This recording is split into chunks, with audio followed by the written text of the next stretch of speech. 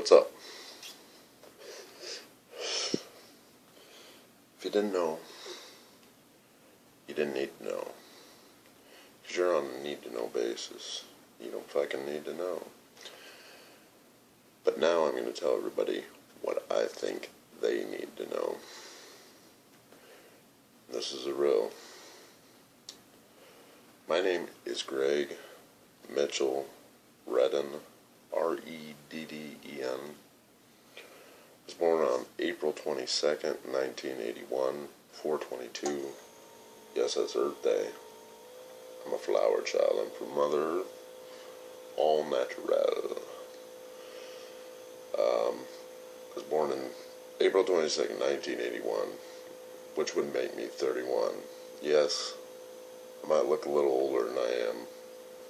That's because I've lived a fast life, and I've enjoyed it, and I've hated it at times. But anyway, that's how old I am. I'm 31. I still look damn good. And if you don't think so, I don't care, because I know I look good.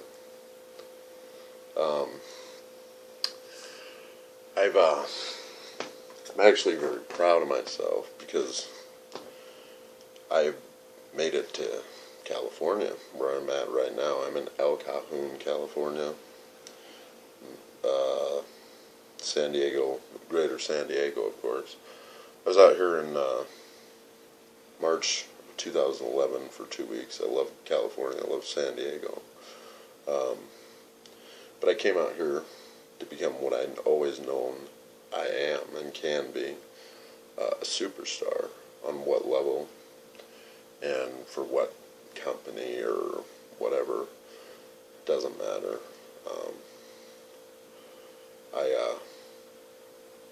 I have the talents and abilities to transcend all forms of entertainment, to become a superstar in many fields. I don't want to be put under one category or, held into one box. Or I like to think of myself who is somebody who doesn't promote stereotypes or what am I thinking? Exemplify stereotypes or whatever. I don't want to. I'm somebody who breaks stereotypes. I'm somebody who breaks a glass ceiling every day of my life. I'm a fighter. I'm a winner. I'm a survivor. I was born in Sioux City, Iowa. Sometimes that seems like hell on earth, but that's where I'm from. I'm from Sioux City, Iowa. Iowa, one of those Iowa boys from the sticks who don't know anything. We don't even have TVs up in Iowa. We're just old stupid. No. There's intelligence no matter where you come from. Yes, there are people who promote stereotypes or who fit stereotypes. Again, I'm somebody who breaks stereotypes.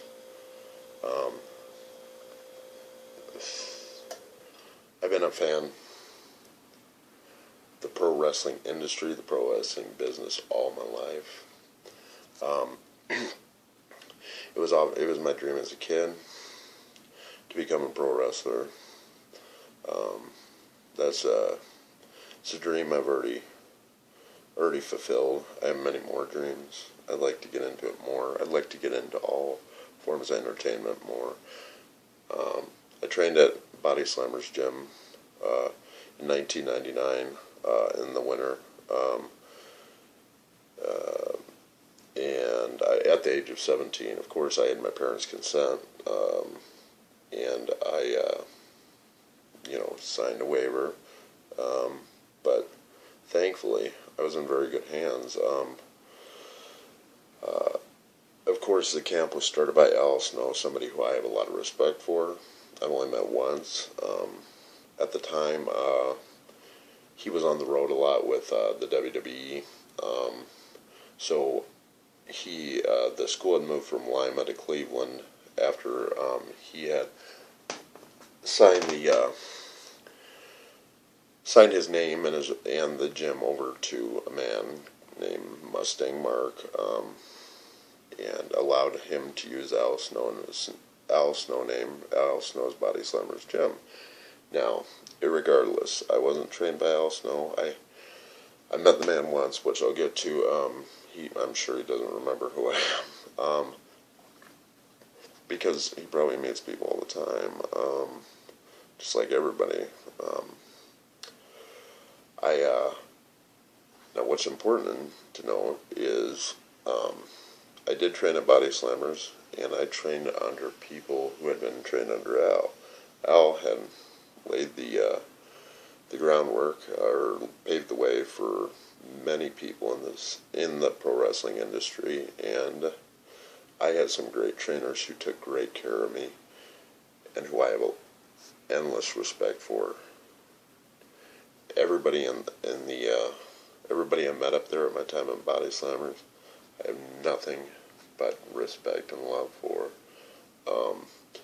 My trainers were guys who trained under Al, and who trained me exactly as Al trained them.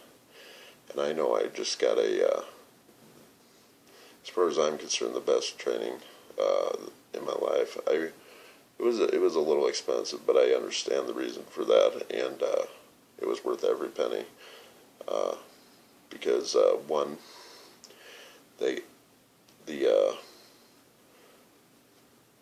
wrestlers or the trainers need to make their money. Two, if you're gonna get into this industry, as I learned, you gotta be damn committed. So yes, I paid $2,000 or something like that, and it was worth every penny of it. I got top-notch training. I got to meet some really cool guys. I got to ride with some guys. I got to learn things I'll never forget, life lessons. But anyway, my trainers were Elvis Elliott. He's a independent star. I think he's still on the indie circuit. I think that man should be, but it's not my call to make. But obviously he should. A lot of the guys that I met there were just stars, and if they're not on the main stage, they should be. But Elvis, what's up, man? Mad respect. Elvis was a man who at that time had 3 years in, and everybody knew he had it. His psychology was just great. He was a student of the business. He had great matches. He was a great worker. I'm sure he still is.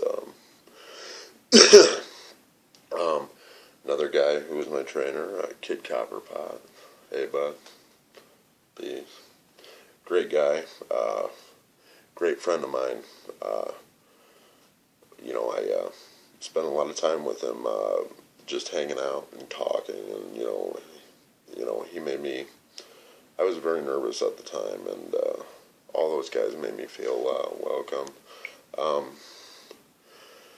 Then there was my class, guys who I still respect, and somebody like Matt Burns, Sick Nick Mondo, it was his worker name. Hey, Sick Nick, what's up? He was somebody who was really cool to me, and he made quite. I think he made quite more of a name for himself than any of us stood up until this point, possibly. He was somebody that came from like a backyard style beginnings, but you know what? Even though people might have thought, he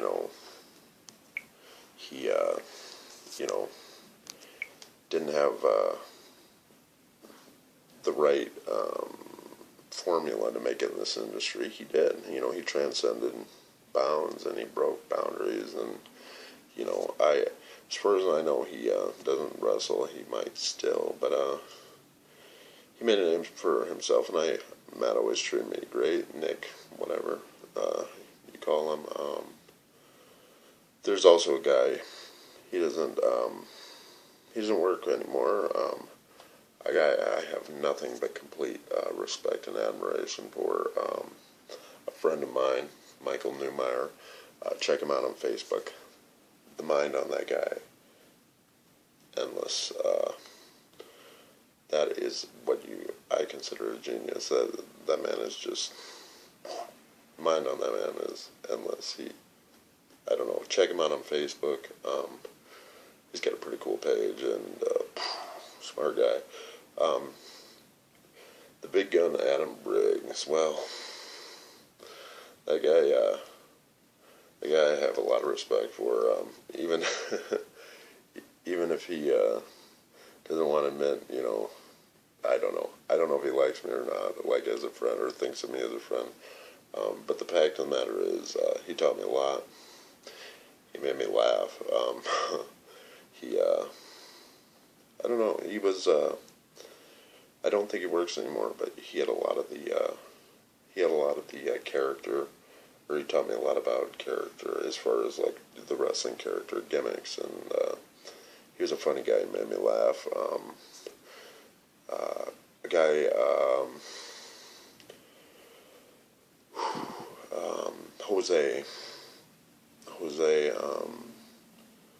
Now, he was somebody who was injured at the time. His psychology for the business was great. He was sometimes misunderstood, sometimes had some heat with him, much like I do. But Jose always treated me with respect, and somebody I think a lot of, who else? Even Mustang Mark, a lot of people thought he was just a mark, but he was treating me with respect. Always brought me corned beef sandwiches. I love corned beef. I love Cleveland. Cleveland was very good to me. But anyway, anybody who I forgot to mention, I especially want to thank Al Snow, for laying the groundwork for myself, a lot of the guys in the area, and all the things that he brought to the business. Like I said, I was on the road with the WWE at the time, going through Cleveland, and they had a house show at the time, and he came by the gym, and it was kind of a thing where we were all hoping we'd be able to get to sit down with him, and he'd be able to, kind of talk to us, my class, and the guys who, and kind of, so he could parlay some of his knowledge of the business onto us. At the time, it kind of turned into a event, which I'm not upset about, but somebody brought in a lot of outsiders, to get his autograph, and which is fine. Kids got to meet him, and that's great. But I could meet him briefly, and he was nice enough to take our class aside and take pictures with us, and and even like sit down and talk to us briefly. He was hurting at the time. I've learned about Snow from other people. I've been a student in the business. I've read books. I've just studied his career now. We were taught at Body Slammers. I was taught everything that he had taught to my trainers at the time, Elvis Elliott and Kid Copperpot, and all the guys who were around, because it wasn't just one person helping out. It was everybody. It was guys like Scott Stone and Brian Ireland, and anybody who was coming through at the time who had trained under Snow or been around those. Anybody that was around was very knowledgeable and out to help the good of everybody. and that was, if you went to Indies up there in the on the north east coast at the time, you got a good indie show. Those were top-notch workers, and the guys from Body Slammers, or who had been trained there before, or who had come out of that camp, they knew their shit, because you know what. Anyway, by the way, I gotta make one guy. I gotta send a shout out to somebody. One guy, while I was in Body Slammers, who I probably had the most. It's hard for me to admit this sometimes when I have respect for somebody, because it's I don't like to mark out for the boys, but it wasn't so much as marking out or being a fan. I just had infinite respect for somebody, and he probably never knew it, and won't until he sees this worker who went by the name Brian Ireland.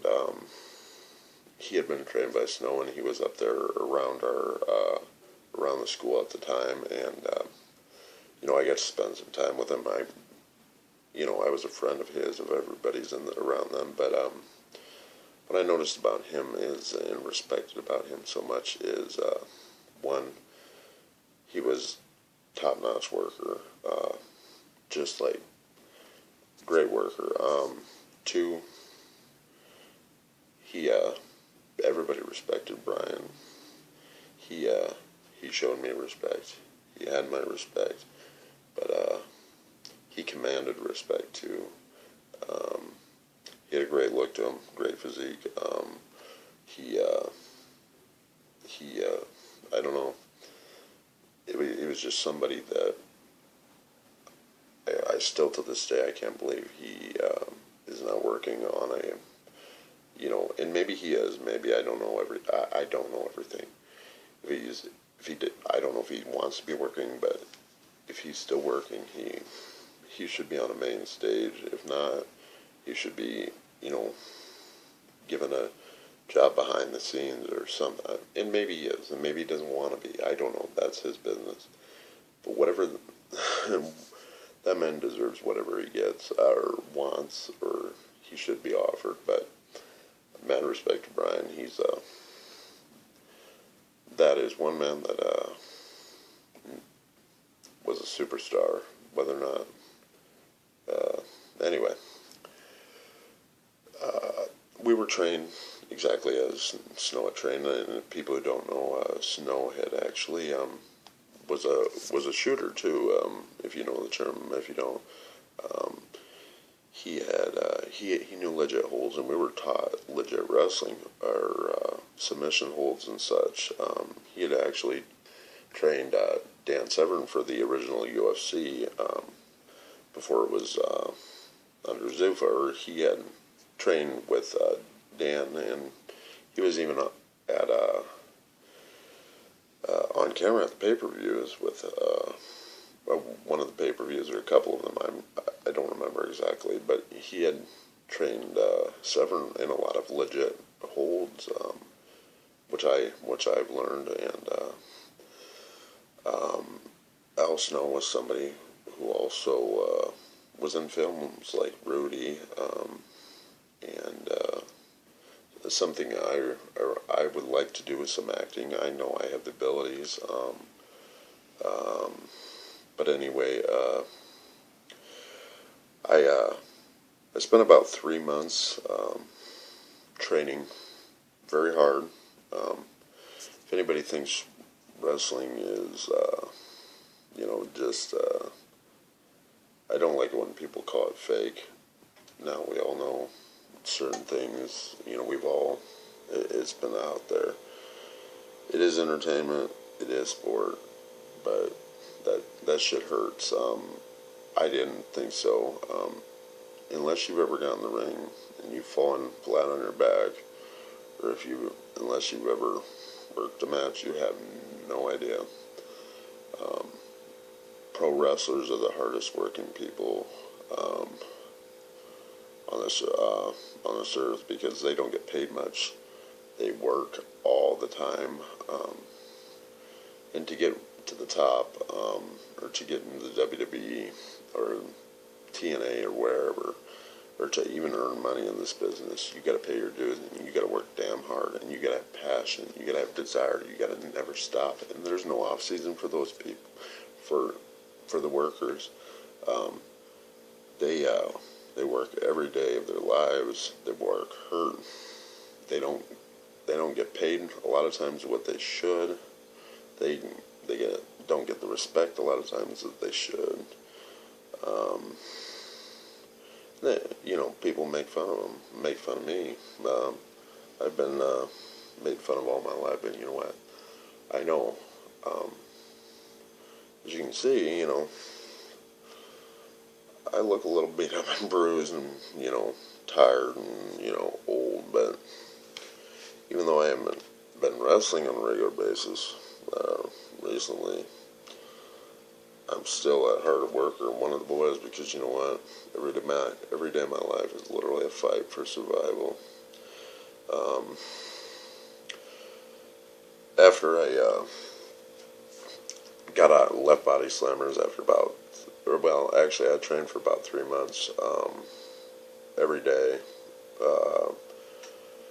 about 4 to 5 hours a day, you know, in intense training.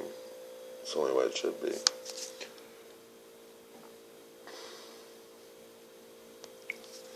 And anyway, yeah, tape's about to end, but there will be a part 2. Stay tuned. Love you guys. There's more, so this is part 1 of many. My name is Greg Redden. I love you all.